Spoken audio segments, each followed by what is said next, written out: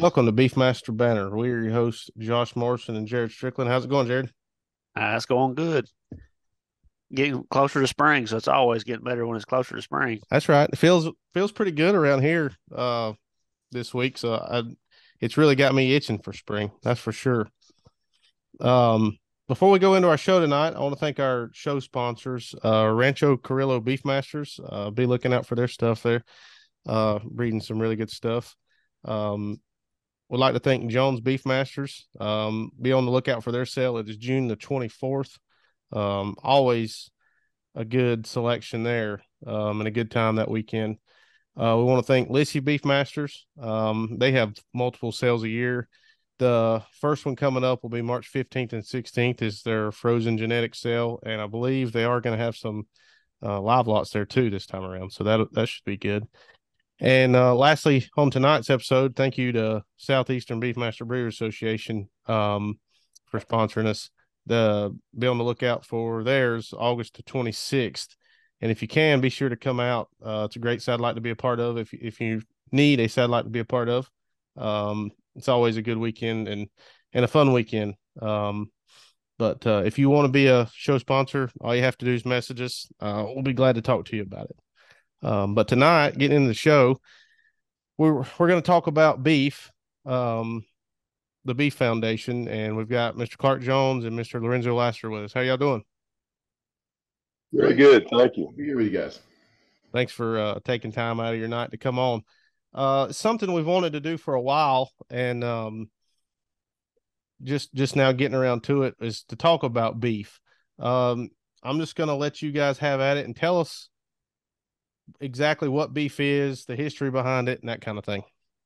The Beef Foundation, it's an acronym for the Beefmaster Educational Endowment Foundation, was actually founded in 2009. And oddly enough, or maybe not, given the Beefmaster world, the idea came about in a bar at a sale, I think in Missouri somewhere. A bunch of us were sitting around, and somebody brought up the idea, I think it was Davin Vaughn, of how successful the American Angus Association had been with their foundation, and how that ability to give tax deductibly for research and those kinds of things had really given them a springboard to some of their success. So in 2009, the foundation was formed, and it is a not for profit, so you can give to it tax deductibly. It's a sister organization of BBU. So Beefmaster Breeders United is the sole board member in reality, but because of tax laws, there's a kind of an arm's length glass wall between the two. And so the foundation is currently governed by a 13-member board of all Beefmaster breeders, and then the executive VP of BBU sits on the board as a non-voting member.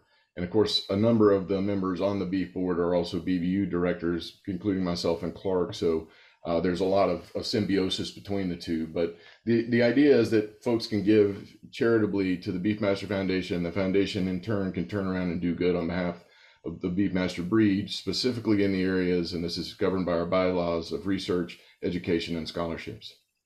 That's awesome. So you mentioned using the money for research and scholarships things. Could you kind of elaborate on some research maybe that y'all are looking at?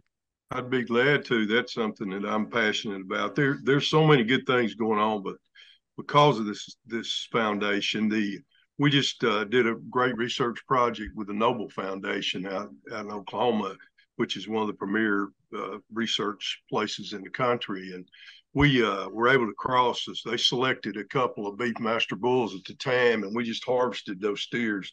And the research was remarkable for our association. I think, Lorenzo, you'll help me. I think 96% choice. The cattle were just incredible in every way. It just opened so many eyes in doing that. And you know, the research herd at Texas A&M University we have now, the first time there's been a Beefmaster herd there in many years, is directly related to the work that the foundation has done. I mean, there's so many good things. Just like Lorenzo and I have been very active. He was chairman last year, and I've been honored to be chairman of Breed Improvement. We now have 5 major professors. I think, Jared, you and I met with Dr. Rowland from UT, came to the ranch here and talked about the foundation. Dr. Herring, Dr. Polar, and Dr. Riley from Texas A&M, Dr. Matt Spangler from the University of Nebraska now serves in an advisory capacity to our breed improvement, strictly because of what the work this foundation's done. And I couldn't be more prouder of the work we've been able to do. Yeah, that's really been one of the things that was missing as we were struggling to kind of find our way in the U.S. beef industry is a relationship with academia, and that having this money available to put into these research projects and sort of develop these relationships, you scratch their back, they scratch yours, and they're seeing how good the cattle are, and it's really done a transformation for how the breed is viewed in the larger industry, particularly in the southern half of the United States. And I admire, what a lot of the ag universities are doing and kind of switching their focus from a traditional, straight Angus focus to one about crossbreeding and heterosis and longevity and some of the things where we really shine. Well, Absolutely. and essentially, it's just getting our name out there, or getting the Beefmaster name out there, even more than it was, what, 10, 15 years ago. I mean, just getting in front of these people, I think, it's got to really help. Well, Awesome. Jared was with me the other day when Dr. Owen with University of Tennessee was here, and he went through the cattle and looked at them. He said, "Wow, I had no idea that these Beefmaster cattle look like this today, and how they perform." And we shared some data with him, and his research is strictly on maternal heterosis, and there's no other breed in the world that shines like Beefmaster when it comes to maternal heterosis. So I could, Lorenzo and I, you talked about a 30-minute program. We could talk for 30 hours about the passion we have for this breed and what we believe in it. And these guys are going to work with us. I mean, it's so exciting for me when people like A&M, the largest agriculture college in the world, is talking about a research herd there and how much they love these cattle and what they're doing. I mean, I've had experience of 36 years in this, but I grew up in the Angus business, and was honored to get to know Dick Spader and Johnny Crouch and what the Angus Foundation did for that group. When I was a child, Hereford was 3 times as big as Angus, and Lorenzo remembers that too. And now they are the hub of the entire business, and there's no reason not to say from a maternal standpoint that our breed can't go there also. Another interesting piece of research. Now we're involved in these 2 carcass programs. We've got a second set of steers on feed right now that are kind of going after carcass merit and feed efficiency. And then those have been really successful. He mentioned the 94% choice, but those cattle also had 0 death loss. They finished 45 days ahead of schedule. No sickness. I mean, there's a lot of untold story there for how good the cattle can perform beyond just grade, which is what all the industry wants to talk about. Well, that's traditionally been the knock about Beefmasters. Well, they won't grade. Well, no, they graded 94% choice. What's your next thing we're going to address? And another exciting piece that we tackled over the last 3 or 4 years, and when I give you the research dollars in a minute, it's a lot, and a lot of it went into this, was efficiency testing. We did a great deal of grow safe efficiency testing, and that enabled us to roll out our RFI EPD and dollar FE or dollar feed efficiency. And so, that's one way that the Beef Foundation was able to directly invest back into the performance programs of BBU. That's awesome. From my standpoint, being in academia and working, I agree with the point y'all were making with having the academic guys on there, because they get in front of a lot of people. And also with this efficiency thing, that's something that we're always talking about, sustainability and things like that. And that's something that we can hang our hat on. The more sustainable we are, it may be something to lean on. Well, the beauty for Beefmasters is that all plays right into our hands, right? That's what we're good at. And, so it's pretty exciting to see the industry kind of come back around to, where we started, which is functional cattle raising calves on grass. Do you Absolutely.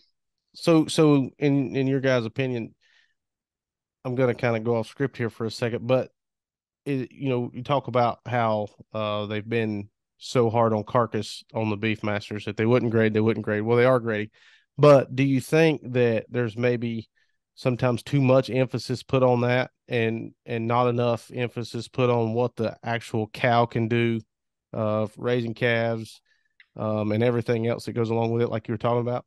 Absolutely. I think that's I'm not here to knock other breeds of cattle, but when you single trait like they've done and strictly for carcass, they have opened a huge window for us, because we understood, and I guess I've evaluated cattle for 30 years now when it comes to carcass. All we want to do is be acceptable in the industry in carcass, because there is no question that we have the best maternal cow in the industry today, as far as all the traits that Lorenzo's grandfather identified when we started this breed. The cattle will do those things, and there's no better cross in the world than an Angus Beefmaster cross female. We know that today, and that's where we're headed, and that's our message. I mean, we're gonna, as a breed, because of this research and things we've done, and the hard work of our members, of course, we're going to market more commercial bulls this year than ever in the history of this breed. In both breeds, I think, and I don't mean both breeds, but both associations, and since we've come together, it's the most exciting time, and a lot of the success we've had is due to the hard work that the people have done through research, and we're going to the top of this thing, and we've all got to push together and get there. Well said. Well said. I agree. You mentioned, Lorenzo, about the dollars. Could you kind of give us some ideas on how much money the Beef Foundation's raised and utilized? Yeah, of course, the raise is just one piece of it, but it's pretty exciting. So from its inception, we've raised a little over $1.5 million, and that's since 2009. And we've had additional, speaking around figures, 250,000 of in-kind donations of cattle, semen, and embryos. And those donations is what's helped start these projects at Oklahoma State, Texas A&M, University of Arkansas, Monticello. So that beyond just the dollars, those donations have been really critical. But I think more importantly is what's been given back during that time frame. And since its inception, we've given 105,000 to scholarships, 220,000 to research, and I mentioned that we invested a lot in the grow safe testing to arrive at the RFI, EPD, and the $FE. 50,000 in education, and so in round figures, a total back to Beefmasters of 375,000. So it's been a real solid investment, and the best news of all of that is we've still got $1.2 million under the foundation's management. And so, that money is invested, is growing. Of course, 2022 was not too swift, but prior to that, in 2021, we had a 14% return, and we're kind of back to where we were when that year started. So that the foundation has a really conservative investment policy where we only spend the average of a rolling average of 3 years, 4% of that of the value. And the idea being if we earn 10% on the money, we would put 6% back into the corpus. And so the bylaws state that corpus will never be spent, and it stands at 911,000 right now. So that money and the income off that money is what funds all these projects, but that nest egg, if you will always be there for us. And that's where the real strength comes. When we crossed $1 million, we really started to gain some mojo and some momentum and the strength to be able to reach out and do some bigger types of projects. So it's really exciting to see it coming into its own. Yeah, it sounds like it. Speaking of FE and RFI, I guess the foundation sort of started those, or come up with the ideas of those. Can you explain a little bit? I mean, I without maybe getting too technical tonight, but could you explain a little bit about the RFI and the FE for folks that maybe still don't know much about that EPD? Sure, Clark, you want or you want me? Oh, go ahead, Chairman. You're doing a good job. So RFI stands for residual feed intake, and I want to preface, you said that the foundation did. The foundation didn't do it, but we helped fund some of the research that went into it. In other words, that came out of breed improvement and some of the other committees. And the leaders of the committee and the board, the committees and the board saw that this efficiency thing was going to be a big deal, and that's one of our shining stars. I mean, it's one of the things that we're best at, and so we helped fund a lot of that testing. We tested, I think, a little over 2,000, both heifers and steers, but a bunch of steers through that time on. So to test efficiency, you use a grow safe system, which you've probably heard of, and it tests residual feed intake, which is basically the amount. If two bulls, if one can gain 10 pounds on 20 pounds of feed and one only gains 5 pounds on 20 pounds of feed, one of them is more efficient than the other. And so for the first time when this technology came out, it allowed us to identify individuals that can gain more on less feed. In other words, are more efficient in a feedlot setting. And so through that testing and getting enough records built up, you got to have about 2,000 records to be able to roll out an EPD. We were able to publish the RFI EPD, and then RFI is a little bit of black magic, and so the dollar feed efficiency put some gain components in there with it. So anybody that's interested in efficiency, I would focus on that dollar FE number, which incorporates RFI and gain. But basically those two things look at, and it's important that it be noted, it's feed efficiency number, does not grass efficiency, though they're tied together. But it's feed efficiency as in feedlot cattle. Well, and that's, I mean, it's really important, even though it's a newer EPD. It's very, very important, I feel like, because you can really, especially in today's time where, you've got inflation, you've got everything is extremely expensive. To grow grass is expensive, to feed hay is expensive, to feed grain is expensive. There's no way around it. And if you can get, figure out what best works for you where you live, so what may, work for me in North Carolina may not work for you in South Texas or in West Tennessee, but you can use that to your advantage, because you can really tell and become, grow better cattle on less money, pretty much. Sure, that's the name of the game for the commercial guy anyway. That's where our focus should be, is on, we're servants of the commercial industry. This is so important, just like Lorenzo and I have done a lot of work in breed improvement on and we're going to do some work with foundation on enhancing our dollar M. There's a direct correlation between efficiency and the cow dollars that you make, because those efficient cows are the ones that make the money. Just like we're working with several things on dollar M to put mature cow weights. A lot of things we're working on, and all this research, we're going to, there's so many things going on. We're going to start a purebred steer test. We're talking about carcass again, of course, but that's something just breed's never done, to get live cattle killed on purebred cattle.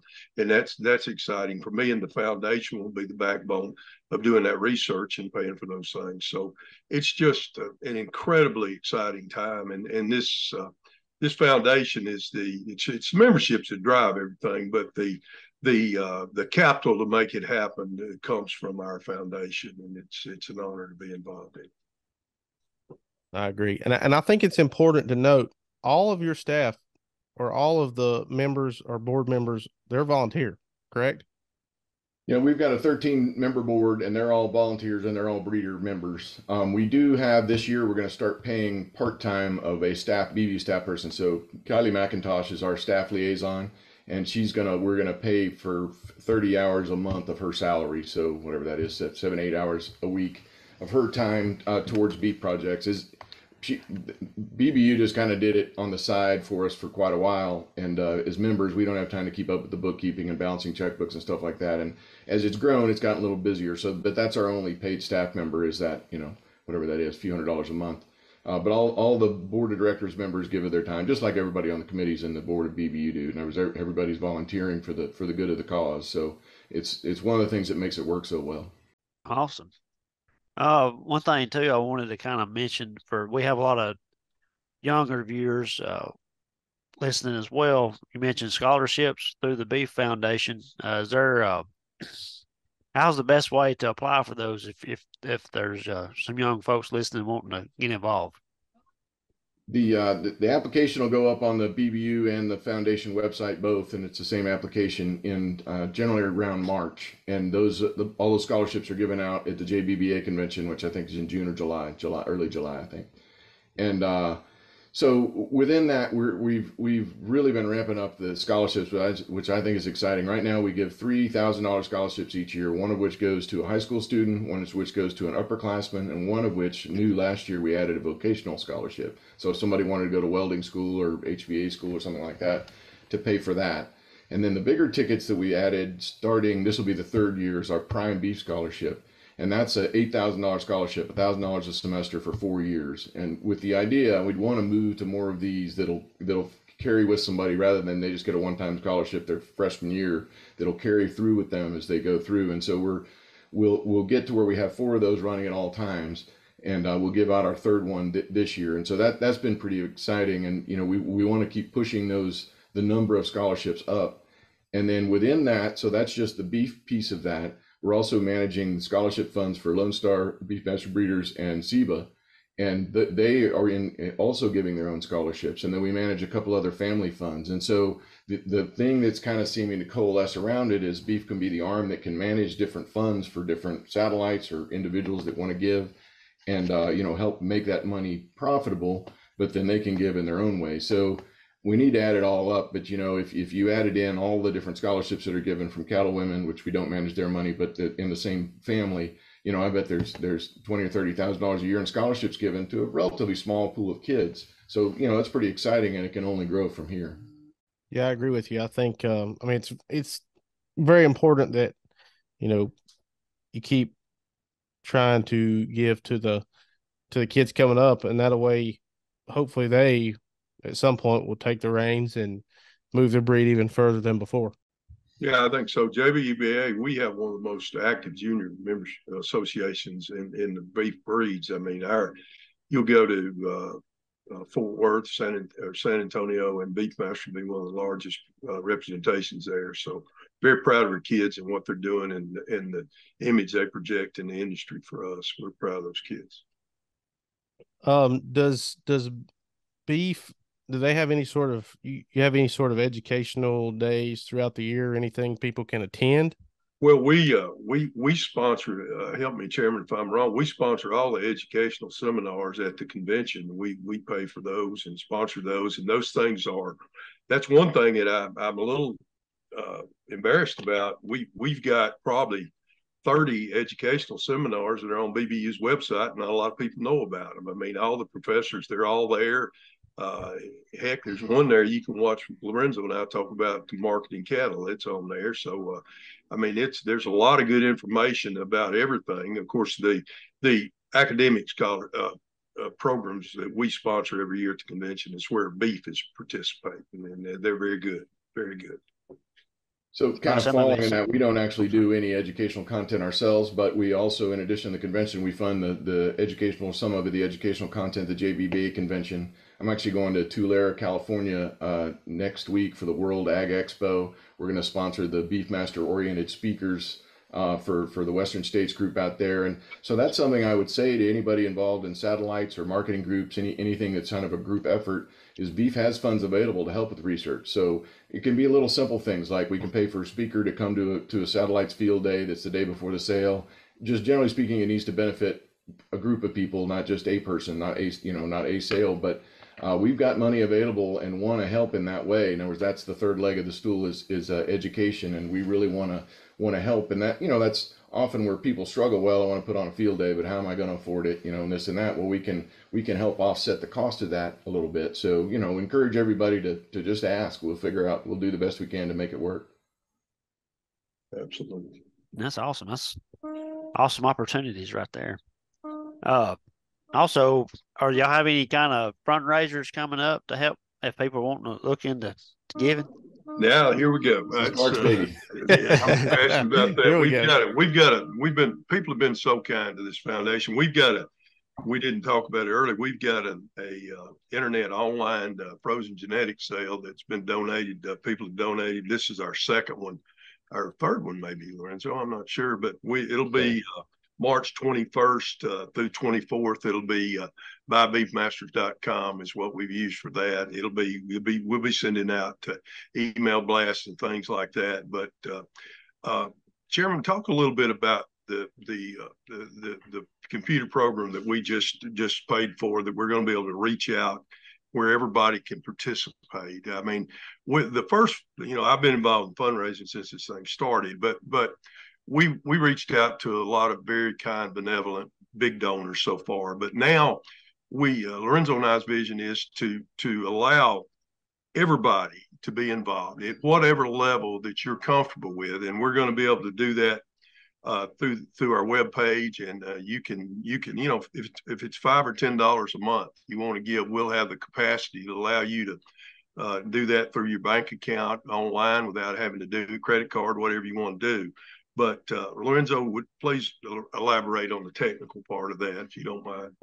Well, last year we invested in a fundraising software package called Ariva Exceed, and we've always used it. Roger Fuller ran this for many years as the secretary, another Beefmaster breeder, and did it largely on a volunteer basis. And he used their desktop version, but we expanded into their big nonprofit package, and we've kind of gone through the training, Kylie and I, last fall. But we're ready to roll it out this year, and it really changed some things for us in that prior everybody had to mail in a check. That was the only way we could take money. Well, now we can take e-checks, we can take credit cards, and we've got donor pages at beefmasterfoundation.org and also on BBU's site.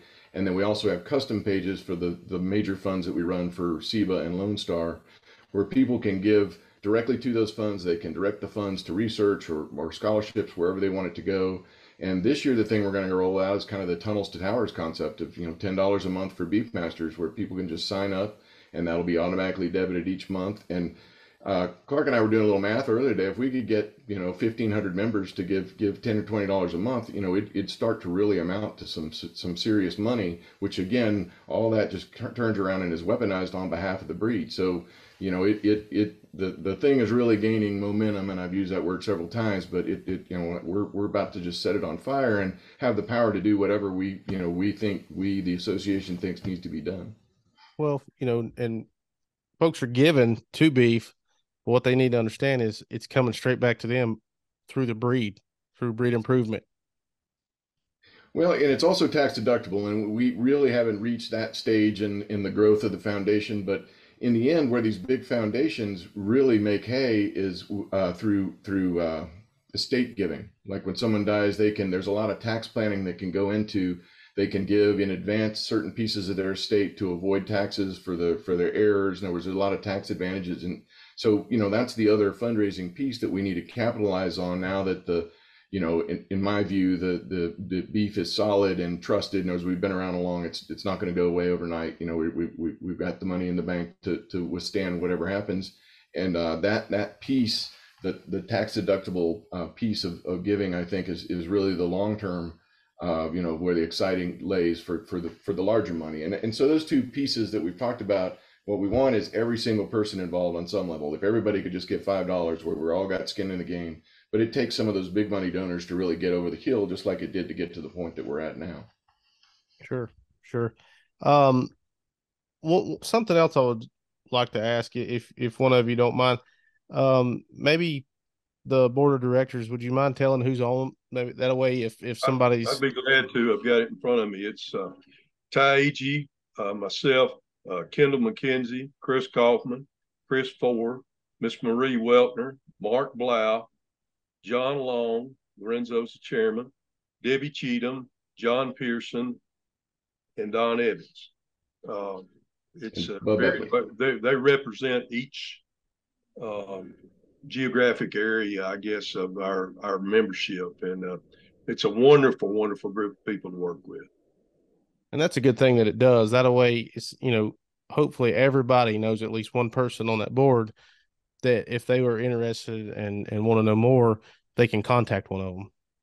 Sure, and we're fixing to make everybody aware of all those things. We're fixing to everybody in the breed's going to get some information and some solicitation to get involved, because I believe we're on the brink, as Lorenzo said, of doing some wonderful things for this breed. And I mean, he's, of course, his grandfather started it, and he's as passionate as anybody about it. It's part of his life. So we want to see this thing. I've said thousands of times, and you two guys have been, I've bent your ear so many times. We're moving, and we're going to move this thing where it needs to go, and its rightful place at the top of the beef industry. And with your support and help, we're going to get there. We're going to get there. One thing I would say about the board, so we've got a complicated but fair structure of how board members are elected. And so there's 4 new members go on each year for a 3-year term. And it rotates through all the different districts. So there's 3 in Texas, there's an Eastern, there's a Midwestern, and there's a Western.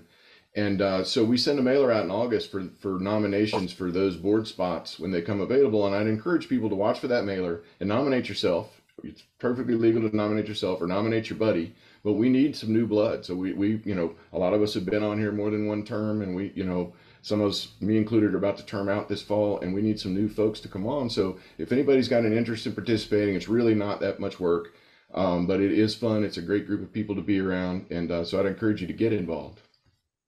Absolutely. It's both of us served 2 terms on this thing, and Lorenzo's done a magnificent job. He goes off this year, and then I've got 1 more year, and we've got to turn it over to somebody else. And we got some great, very capable people here, but you two guys, your generation, we need you to get involved. And I'm much older than both of you together, but it's this thing is such an integral piece of moving this breed forward. I mean, I can see it, just the things we're doing. I mean, the professors I named earlier that have volunteered to be part of our breed improvement. It's all because of this hard work that this foundation's done. Research Herd at A&M, the Noble Foundation, you know, heck, I hate to be candid, but 25 years ago, Noble wouldn't even talk to us, and now here we are, a big part of that there, and A&M with the Research Herd and everything we're doing. Somebody from the University of Tennessee coming to our ranch, Jared, is a big thing because we are in the heart of Angus country. And this all is part of the research we've done and what we're showing that these wonderful cattle are capable of doing. And it's a blessing for me. Yeah, I definitely appreciate all the hard work and your board members and everyone's done to get to this point, and definitely excited, especially listening to y'all talk about the future of it. And I definitely encourage other folks to get involved because I think this is the grassroots of how you build something. We're fixing to give everybody an opportunity to participate, Mr. Chairman. And that's good. That's what needs to happen. And like I told you guys before the show started, I'm at fault for not knowing anything like I should about beef. And this has been very, very, very helpful. And I really think it's going to help a lot of people see what beef is when they see it come across on BBU or they see advertisements. They're going to know where their money's going, what's going on with beef, and just how helpful it is to the Beefmaster breed and the cattle industry itself. Well, we appreciate the opportunity to sell the story. One of the things that's been hard, there are a lot of folks that don't know about it if they're not, in the inner workings of the committees and stuff. And so we appreciate you guys giving us a chance to talk a bit about it. We have a monthly ad in the Cowman, which they donate to us, and we of course greatly appreciate that chance to tell a little bit of our story. And we're trying to improve how we communicate with the membership so people got a better idea of what we're doing. For a lot of people, it's just an idea of something that's over there, but when you start to look at specifically the numbers we've discussed today, I think most people can look at that and go, hey, this is really a good thing for our organization. Yeah, I agree with you. 100%. But guys, I really appreciate y'all coming on, taking time out of your night to come on and talk with us. Jared, I think we are at a year. I have to go back and look, but it's pretty amazing. We've been doing this for a year. That people run us off yet. They haven't. We're proud of you guys too. Yeah, it's awesome. You've done great. We're so proud of you. Well, it's for folks like y'all that are willing to take time out of your busy schedules to come on and talk to us. That we couldn't do it without y'all. So we do appreciate y'all and appreciate y'all coming on tonight. And I think, like I say, I think this will really do good for beef, and I think beef's doing really good for the Beefmaster breed. But again, I thank y'all for coming on, and hopefully we'll have you on again sometime soon. Look forward to it. Thanks, Cal. I'll see you on the next episode. Thank you. Well, we want to thank everybody for listening to the Beefmaster Banner podcast. Please know that we are on Apple Podcast, Spotify, and we are on YouTube. Just search Beefmaster Banner. Please like, share, comment, and subscribe. We love hearing from you, and we'll see you on the next episode. Thank you.